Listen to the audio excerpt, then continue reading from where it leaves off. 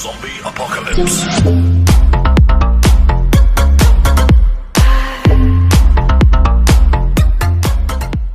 Hello everyone, welcome to lecture force.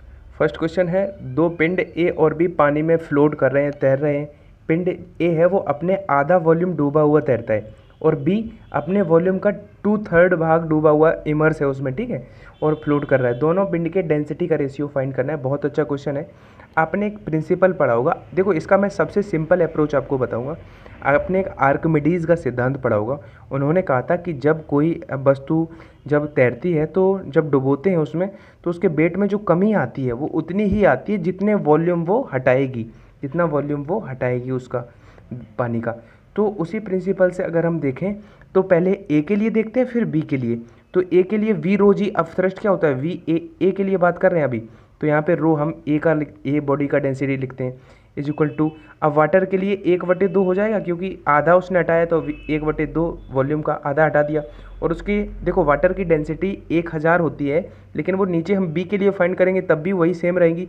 तो हम इसे यूनिट रख देते हैं क्योंकि वो डिवाइड होके कट जाना है, तो उससे मतलब नहीं है। तो यहाँ से ए जब कटेगा तो वी ए से वी ए कटेगा, तो डेंसिटी जो ए की है वो हमें कितनी मिल जाएगी, 1/2। सिमिलरली हम डेंसिटी बी की फाइंड कर सकते हैं क्योंकि हम लिखेंगे वी बी और रो डेंसिटी बी की।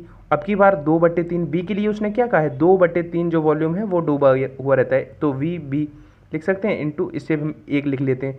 तो वी बी से वी बी कट जाएगा, तो जो रो बी है यानी कि बी का डेंसिटी है वो कितना आ गया, वो आ गया 2/3। यही तो हमें रेशियो फाइंड करना था। 3 ऊपर जाएगा और 2 का 2 में गुणा होगा, तो 3:4 यानी कि 3:4 इसका राइट आंसर।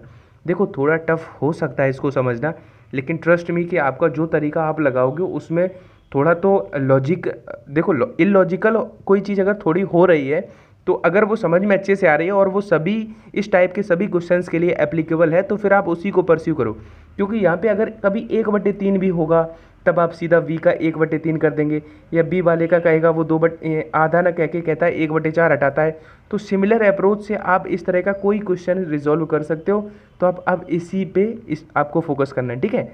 नेक्स्ट क्वेश्चन है, बर्फ़ का जो आपेक्षिक घनत्व है, रिलेटिव डेंसिटी है, वो 0.9 है, तो जल में डालने पर उसका कितना भाग जल के ऊपर होगा। बहुत अच्छा क्वेश्चन ये भी है, तो समझते हैं इसको।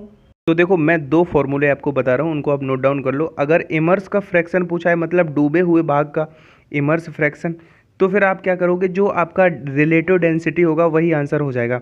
जैसे कि यहाँ का 0.9 था, तो 0.9, या अगर फ्रैक्शन में आंसर है तो 9/10 आंसर हो जाएगा।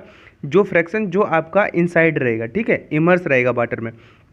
लेकिन इसमें पूछा है कि कितना अबव वाटर होगा, वाटर के ऊपर। देखो दोनों ही टाइप बहुत ज़रूरी है और दोनों में कन्फ्यूजन बहुत होती है। अब देखो 10 में से एक भाग, यानी कि 10 में से 9 भाग अगर उसके इमर्स हैं, तो आउटसाइड एक भाग होगा, यानी कि 1/10। 1/10 को या तो फ्रैक्शन इसकी 1/10 हो गई, लेकिन इसमें अगर आंसर देखें तो 20 का राइट आंसर है। तो आपने नोटबुक में 2 पॉइंट क्या लिख लिए कि अगर रिलेटिव डेंसिटी, सबसे पहले तो ये आपने लिख लिया कि इमर्स के लिए फ्रैक्शन वही होगा जो रिलेटिव डेंसिटी का होगा। फिर उससे आप आउटसाइड का एबव वाटर निकाल सकते हो, क्योंकि अगर 10 में से 9 आपका इमर्स अंदर था तो एक बाहर होगा। दोनों ही फ्रैक्शन पूछी जाती हैं। अब देखो ये रिलेटिव डेंसिटी, ये टर्म्स मैंने बताया है शायद आपको पीछे। जो रिलेटिव डेंसिटी होता है उसका मतलब होता है, अब जैसे यहाँ पे बर्फ़ है और नीचे जल है, तो हमेशा डेंसिटी ऑफ लिक्विड नीचे रखेंगे, यानी कि डेंसिटी ऑफ वाटर नीचे रखेंगे और डेंसिटी ऑफ आइस ऊपर। और अगर आइस और बर्फ़ ना होके कोई अगर अलग सॉलिड है और लिक्विड है और उसका हमें रिलेटिव डेंसिटी फाइंड करना है, तो ऊपर आप सॉलिड रखना, सॉलिड का डेंसिटी, और नीचे आप रखना उसका लिक्विड का डेंसिटी। तो ऐसे आप फाइंड कर सकते हैं, ठीक है। पेंटागन आधारित है तो बर्नौली के सिद्धांत पे। वैसे बर्नौली के सिद्धांत पे बहुत सारी चीज़ें हैं, जैसे कि आपका जो हवाई जहाज हो गया।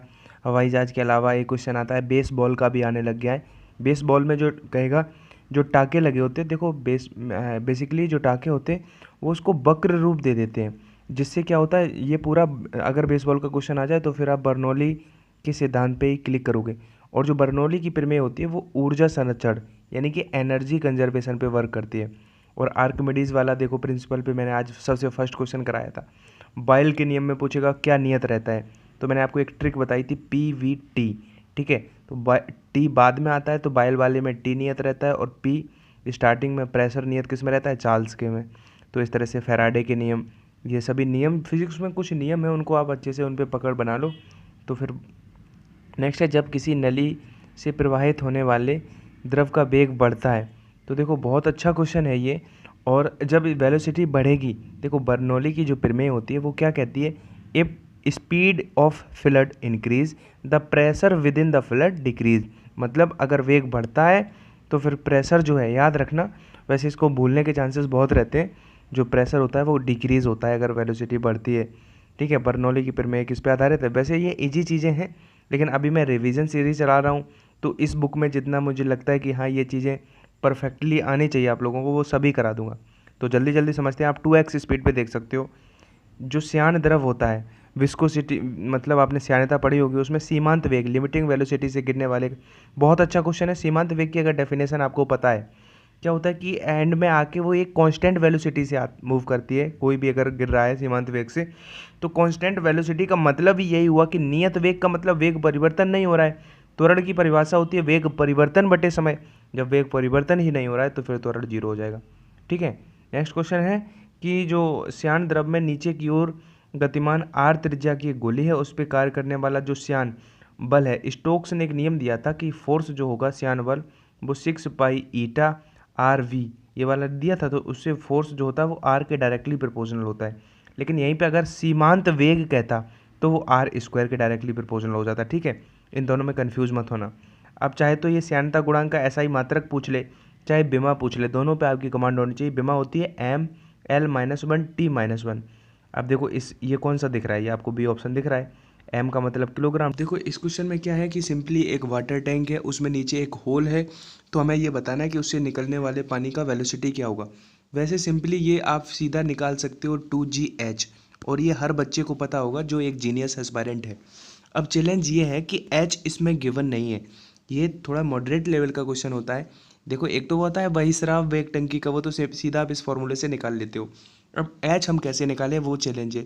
तो वो बिल्कुल इजी है, मैंने आपको बताया था कि जो टोटल प्रेशर होता है P टोटल, वो क्या होता है, एटमॉस्फेरिकल प्रेशर प्लस P डैश, जहाँ पे P डैश क्या होता है, H रो जी, जिसमें हमें H मिलता है।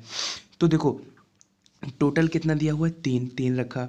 अब ये पी ए इधर आएगा, माइनस का हो जाएगा, तो वायुमंडलीय दाब कितना है, एटमॉस्फेरिकल प्रेशर है 1 होता है। ठीक है, अभी हम 1 क्यों रखें, ATM में वैल्यू इसकी 1 होती है।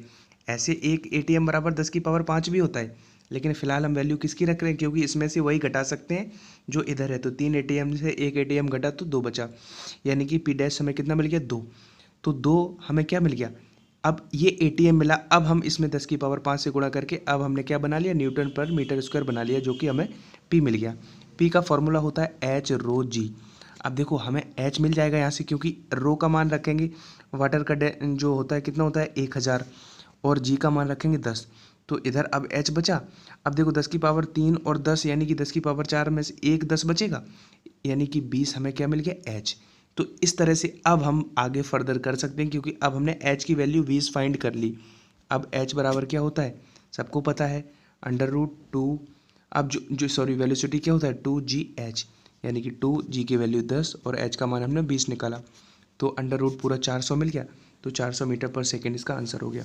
तो देखो इसमें चैलेंज कुछ नहीं था, सिंपली पहले तो ये पता होना चाहिए कि V कुछ नहीं है, उसी से आता है V स्क्वायर बराबर हो जो होता है final velocity U² plus 2GH से, लेकिन U इनिशियली 0 होता है तो वो इससे आता है। लेकिन फिलहाल हमें ये समझना था, रो डेंसिटी वाले द्रव के एकांक आयतन यानी कि यूनिट वॉल्यूम है, उस पर दाब ऊर्जा यानी कि प्रेशर एनर्जी है, वो P के टर्म्स में क्या होगी।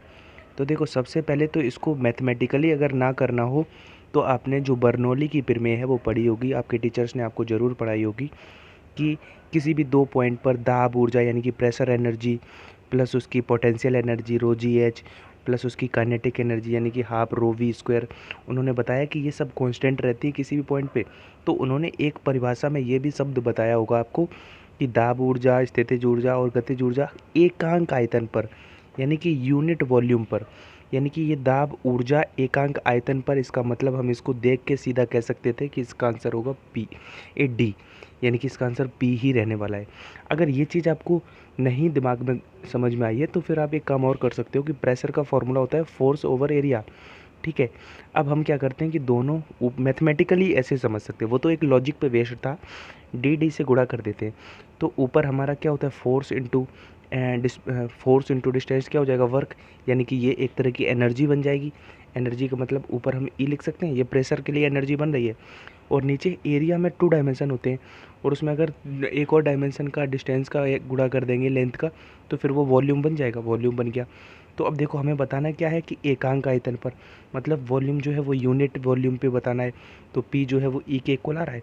तो ये क्वेश्चन पूछा जाता है तो इसका आंसर क्या हो जाएगा, जो दाब ऊर्जा होगी वो पी के ही इक्वल रहेगी। या तो इसको बर्नौली की जो प्रमेय है उसके प्रिंसिपल से मेंटली कर लो, या फिर थोड़ा रिटन वर्क करके ईजिली आप कर सकते हो, ठीक है। जो रोनाल्ड नंबर होता है वो होता है रो डी वी बटे ईटा। अभी इन टर्म्स को मैं बहुत अच्छे से डिफाइन करूँगा, पहले ये समझ लेते हैं, क्योंकि बहुत सारे लड़कों को मैं देखता हूँ ये डाउट्स रहता है कि रोनाल्ड नंबर एक कांस्टेंट कोई नंबर होता होगा। तो मैं आपका आज डाउट क्लियर कर दूं, थोड़ा समझना। फ्लड मैकेनिक्स का बहुत अच्छा एक ये टर्म्स है रोनाल्ड नंबर। तो रोनाल्ड नंबर क्या होता है, बेसिकली जैसे कोई एक ये पाइप है, ठीक है, उसका उसमें एक जो फ़्लो है, फ़्लो को डिटरमाइन करता है कि फ़्लो आपका स्टेडी यानी कि सीधा फ़्लो होगा उसमें, या फिर फ़्लो टर्बुलेंट, टर्बुलेंट समझते हो, टेढ़ा मेढ़ा ऐसे ऐसे वैसे हो रहा है। तो ये जो डिफ़ाइन करना है अगर, तो हम रोनाल्ड संख्या को देख के डिफ़ाइन कर सकते हैं।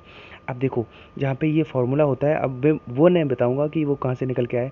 ये रो होता है उसका वाटर का डेंसिटी, ये पाइप का डेंसिटी, और वी उस वाटर का मतलब जितना उसका वेलोसिटी है, और ईटा। तो क्वेश्चन किसने तरह से पूछेगा, कहेगा कि रोनाल्ड संख्या, अगर वाटर का हम वेलोसिटी बढ़ा देंगे तो रोनाल्ड संख्या क्या हो जाएगा। अब हम देख रहे हैं रोनाल्ड नंबर जो है वेलोसिटी के डायरेक्टली प्रोपोर्शनल है, मतलब अगर वेलोसिटी बढ़ाएंगे तो रोनाल्ड नंबर बढ़ेगा। पहले मैं 2 बातें बता दूं इससे पहले, कि जो आपका अगर रोनाल्ड नंबर 1000 से कम है, ठीक है, मेरी बात ध्यान से लिख लेना इसको कहीं से, अगर 1000 से कम है तो जो फ्लड का जो वो होगा वो स्टेडी होगा, मतलब सीधा होगा बिल्कुल, ठीक है। और अगर 2000 से ज़्यादा है, ये मैं अप्रॉक्स बता रहा हूँ, ठीक है, अगर 2000 से ज़्यादा है तो फिर वो टर्बुलेंट होगा, टर्बुलेंट होगा, ठीक है। तो यानी कि वी कैन, अगर हम ऑप्शन को देखें तो 1 नहीं हो सकता, 10 नहीं हो सकता, नलियों में पाइप के लिए 10⁻⁻6 भी नहीं हो सकता, तो 1000 ऑटोमेटिकली राइट हो गया। ये कोई फिक्स वैल्यू नहीं है। अब मैं बताऊं कि ये सब क्यों नहीं हो सकते, अब टर्बुलेंट क्यों हो जाता है जब ज़्यादा हो जाता है। अब देखो मैंने आपको बताया रोनाल्ड नंबर जो है डायरेक्टली प्रोपोर्शनल वी के बताया, अभी जो फॉर्मूला बताया था। तो जैसे कोई आपने देखा होगा घर में पाइप है, ठीक है, उसमें जो फ्लो हो रहा है, अगर हम पाइप तेज़ खोल देते हैं, वेलोसिटी बढ़ा देते हैं, तो आपने देखा है कि पाइप के बगल से पानी फैलने लगता है। मतलब क्या है कि जो अगर वेलोसिटी हमने बढ़ाई उसकी, तो मतलब जो पाथ है उसका फ्लड का वो टर्बुलेंट होने लगा। टर्बुलेंट का मतलब सीधा सीधा तो नहीं आ रहा है, तो इसीलिए वेलोसिटी बढ़ाने पर वो फैलने लगता है, यानी कि वेलोसिटी के डायरेक्टली प्रोपोर्शनल होता है, ठीक है। तो वेलोसिटी बढ़ा के ही रेनॉल्ड जो वो है बढ़ाया जा सकता है। और रोनाल्ड संख्या ज़्यादा होगी तो टर्बुलेंट होगा, कम होगी तो स्टेडी होगा। वैसे ये क्वेश्चन नहीं आएगा और अगर ये कॉन्सेप्ट क्लियर है तो इनमें से ही कोई बात वो पूछ सकता है। वैसे अगर इसका आ भी जाता है तो 1000 इसका क्लिक कर देना, क्योंकि 10 अब आई होप आपको समझ में आया होगा, ठीक है। ताप में वृद्धि के साथ अधिकांश द्रवों की श्यानता, ताप में वृद्धि पर गैसों की श्यानता। अब देखो ये 2 क्वेश्चन ऐसे हैं कि अगर टेम्परेचर बढ़ाएंगे तो विस्कोसिटी द्रवों में किस तरह से वेरी करती है, और गैसों में किस तरह से घटती है या बढ़ती है। तो देखो इस टाइप के क्वेश्चंस ऐसे हैं कि इनको इग्नोर भी नहीं किया जा सकता, क्योंकि एयरफोर्स और नेवी के एग्ज़ाम में ये क्वेश्चन आते हैं, वो आप सबको पता है। लेकिन क्या होता है कि बच्चा रिवीजन नहीं करता है, तो वो सबसे ज़्यादा चांसेस होते हैं भूलने के। तो आप याद रखना कि इनको क्या है कि आप रट लो, 2-4 बार बोलोगे याद हो जाएगा, स्क्रीनशॉट ले लोगे, 2 बार दिन में देखोगे तो रट जाएगा। और आपको रटा होना चाहिए कि जो आपका द्रवों का होता है वो डिक्रीज़ होता है, टेम्परेचर में इंक्रीज़ करोगे तो द्रवों की जो विस्कोसिटी है वो इंक्रीज़ होती है, और गैसों के लिए बढ़ता है, ठीक है। इस चीज़ का आप स्क्रीनशॉट ज़रूर ले लो, और आप इसको बहुत अच्छे से तैयार कर लो इन चीज़ों को, क्योंकि ये चीज़ें देखने में तो बहुत सरल लगती हैं, लेकिन फिर कई बार ऐसा गलती मत करो आप लोग, ठीक है। नली के अंदर प्रवाहित होने वाली अश्यान तथा असंपीड्य द्रव किसी बिंदु पर वेग, बेसिकली ये वो आपको पता है, अगर ए वी बराबर कांस्टेंट तो फिर आप कर ले जाओगे, क्योंकि जो वेलोसिटी होती है वो उसका जो क्रॉस सेक्शन एरिया है उसके इनडायरेक्टली प्रोपोर्शनल होती है, ठीक है, व्युत्क्रमानुपाती होती है। अभी देखो मैं फिर बता दूं, मैं रिवीजन करा रहा हूँ, ये रिवीजन सीरीज़ है, 2 दिन 3 दिन और चलेगी। उसके बाद फिर मैं कुछ चैप्टर्स हैं जो मैं कराऊंगा। तो प्लीज़ यार पेशेंस बनाए रखो। आपको लग सकता है कि जो पृष्ठ तनाव है हमें तो पता था, तो मैं रिवीजन कराने के प्रोस्पेक्टिव से, क्योंकि एक बार एग्ज़ाम तक मुझे सभी चीज़ें रिवाइज़ करानी है। तो जो सरफेस टेंशन है वो टेम्परेचर अगर बढ़ाओगे तो फिर वो क्या होगा, ताप के साथ डिक्रीज़ हो जाता है। ठीक है। नेक्स्ट है कि जो सरफेस टेंशन की एग्जिस्टेंस का रीज़न कौन सा फोर्स होता है, कोहेसिव या अधेसिव। तो इसमें भी बहुत सारे कन्फ्यूज हो जाते हैं। तो जो कोहेसिव फोर्स होता है, सहसंजक बल होता है वो। अब पृष्ठ तनाव के डायमेंशन हमको पता होगी, mt की पावर -2। प्रॉब्लम का टाइम पीरियड दोगुना कर दें, मतलब डबल कर दें, तो उसकी जो लेंथ है वो कितनी हो जाएगी। तो देखो t का फॉर्मूला क्या होता है, t इज इक्वल टू होता है 2π√L उसकी लेंथ और ग्रेविटी। तो हम देख रहे हैं t जो है वो डायरेक्टली प्रोपोर्शनल है स्क्वायर रूट एल के।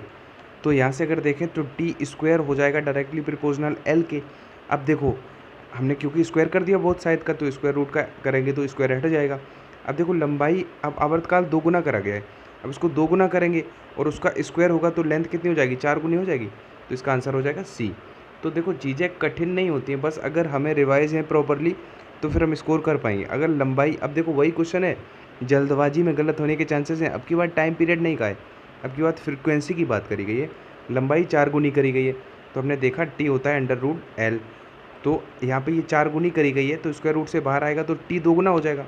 और अगर टी हमारा 2 गुना हो जाएगा और जो उसकी फ्रिक्वेंसी होती है वो टी के इनडायरेक्टली प्रोपोर्शनल होती है, तो फ्रिक्वेंसी हमारी आधी नहीं रह जाएगी, तो इसका हो जाएगा आधी। वैसे ये तो 2 बड़े ईजी क्वेश्चन थे, लेकिन इनमें से जो ये स्लाइड लेने का पर्पज़ ये था कि बस एक क्वेश्चन की वजह से, इस वाले क्वेश्चन की वजह से मैंने वो ले लिए, चलो रिवीजन भी हो जाएगा। इसके साथ ये भी देख लेते हैं कि गाड़ी की छत से लटके एक पेंडुलम का टाइम पीरियड टी है, यदि गाड़ी का एक्सेलरेशन ए है तब फिर उसका टाइम पीरियड क्या होगा। देखो जब वो एक्सेलरेट होती है गाड़ी, अब देखो समझना टी क्या होता है, 2π√L/g। अब g होता है, एक्सेलरेट होगी तो g+a हो जाएगा, क्योंकि एक्सेलरेशन पूरा जो है वो ये हो जाएगा। तो अगर नीचे वाली चीज़ बढ़ रही है और ये उसके इनडायरेक्टली प्रोपोर्शनल है तो वो क्या होगा, डिक्रीज़ हो जाएगा। 20 का राइट आंसर हो जाएगा। अब देखो इसको समझो, क्योंकि इसमें क्या लड़का करता है कि वो याद कर लेता है पैराबोलिक, और वो ये नहीं समझता है। देखो देखो मैं आपको बताऊं, 2 तरह के क्वेश्चन पूछा जाएगा। अगर लेंथ और टी स्क्वायर की बात करी गई है तो लेंथ और टी स्क्वायर में यहाँ पे हम एक्स एक्सिस को कंसीडर करेंगे टी स्क्वायर और वाई को एल, तब मेरा क्या हो जाएगा, डायरेक्टली प्रोपोर्शनल होता है, आपको पता है। तो फिर ये सरल रेखीय रहेगा, क्या रहेगा, लीनियर रहेगा। और अगर यहाँ पे केवल एल और टी के बीच में ग्राफ प्लॉट करवाता है तब वो फिर पैराबोलिक हो जाएगा। ठीक है, देखो कितना अच्छा क्वेश्चन है कि एक सिंपल पेंडुलम है, उसमें जो गोलक है उसका वो पारे से भरा हुआ था, मरकरी भरी हुई थी उसमें। यदि आधी मरकरी हम निकाल लेते हैं उस पेंडुलम की, सपोज ये पेंडुलम में मरकरी थी और आधी मरकरी को हमने निकाल लिया, तो फिर अब लोलक का टाइम पीरियड क्या होगा, अनचेंज रहेगा, इंक्रीज़ हो जाएगा या डिक्रीज़ हो जाएगा। अच्छे चांसेस हैं इस क्वेश्चन के आने के। तो देखो आप लॉजिकली सोचो कि सबसे पहले ये बताओ टी जो टाइम पीरियड होता है वो किस किस पे डिपेंड करता है, उसकी लेंथ पे और ग्रेविटी पे। तो क्या आपको पता है कि इसको निकालेंगे, जब हम मरकरी को निकाल लेंगे तो मास डिक्रीज़ हो जाएगा, और मास डिक्रीज़ होना मतलब ग्रेविटी भी डिक्रीज़ होना। अगर इसको मैथमेटिकली देखें तो ग्रेविटी का फॉर्मूला क्या होता है, Gm/r² होता है। तो यानी कि जी डायरेक्टली प्रोपोर्शनल है उसके मास के, और जब हमने आधा निकाल दिया है पारा, मतलब उसके मास में कमी आई है, मतलब उसके जी में भी कमी आई है, और अगर जी में कमी आई है तो टी इंक्रीज़ होगा क्योंकि इनडायरेक्टली प्रोपोर्शनल है। तो ये लॉजिक था, तो क्या हो जाएगा, इंक्रीज़ हो जाएगा। ठीक है, बहुत अच्छा क्वेश्चन है। ये भी क्वेश्चन देखो देख ही लेते हैं, क्योंकि इसे आता होगा मैक्सिमम को कि सिंपल पेंडुलम का जो टाइम पीरियड होता है, अगर फॉर्मूला से देखें तो वही L/G, यानी कि जी बढ़ेगा जहाँ पे वहाँ पे टी घटेगा। अब देखो पोल्स, अब इसका ऑप्शन सभी आप पढ़ लेना। आपको पता है कि पोल्स पे क्या है, जी ज़्यादा होता है कंपैरेटिवली विषुवत रेखा इक्वेटर के। तो अगर यहाँ पे जी ज़्यादा होता है तो वहाँ पे कंपैरेटिवली टी कम होगा, तो ध्रुव से अधिक विषुवत रेखा पर होगा। क्यों विषुवत रेखा पर अधिक क्यों होगा, क्योंकि ध्रुव से विषुवत रेखा पर जी का मान कम होता है, जी के इनडायरेक्टली प्रोपोर्शनल है। तो थोड़ा लॉजिकल ऐसे सोचना था। बाकी ये क्वेश्चन देखो बहुत आता है यार, जो स्टॉप्ड ऑसिलेशन का जो एम्पलीट्यूड होता है वो 4 घातांकी रूप से डिक्रीज होता है। ठीक है, स्टॉप्ड मतलब अवमंदित दोलनों का आयाम। नेक्स्ट देखो ये मैं 2 क्वेश्चन, देखो वैसे ये सरल आपको फील हो रहा होगा कि ये सारे ही क्वेश्चंस बड़े इजी टाइप के हैं, लेकिन फिर भी कुछ ऐसे 1-2 आ जाते हैं बीच में जो बनते हैं एग्ज़ाम में। और देखो सिलेक्शन 2 मार्क्स से रुकना, ये पीड़ा मैं समझता हूँ यार बहुत अच्छे से, तो यार इन चीज़ों को इग्नोर मत करो। अब जैसे मैंने आज इतनी सारी बातें आपको बताई कि जो विस्कोसिटी होती है वो गैसों के लिए कैसे बढ़ती है ताप बढ़ाने पे या पृष्ठ तनाव होता है, तो इन चीज़ों का रिवीजन बहुत मैंडेटरी हो गया है, ठीक है।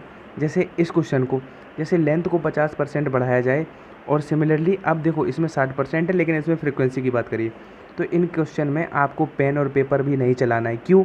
क्योंकि ऑप्शन बिलीव में ऐसे ही फ्रेम होंगे आपके। अब ये बताओ, टी मैंने बताया था डायरेक्टली प्रोपोर्शनल होता है स्क्वायर रूट एल के। अब आप ऑप्शन उठाओ, उसके बाद ये सोचो कि 50% बढ़ाने का मतलब 150% हो जाएगा। 50% बढ़ाया मतलब 100% पहले था, अब 150% कर दिया, तो 150% की हम फ्रैक्शन लिखेंगे तो 150/100 लिखेंगे, मतलब एक जीरो काट के 1.5 आएगा। तो उसी फ्रैक्शन को अब क्योंकि ये स्क्वायर रूट होता है तो इसलिए इतने स्क्वायर रूट गुना हो जाएगा, बस इतना करना था।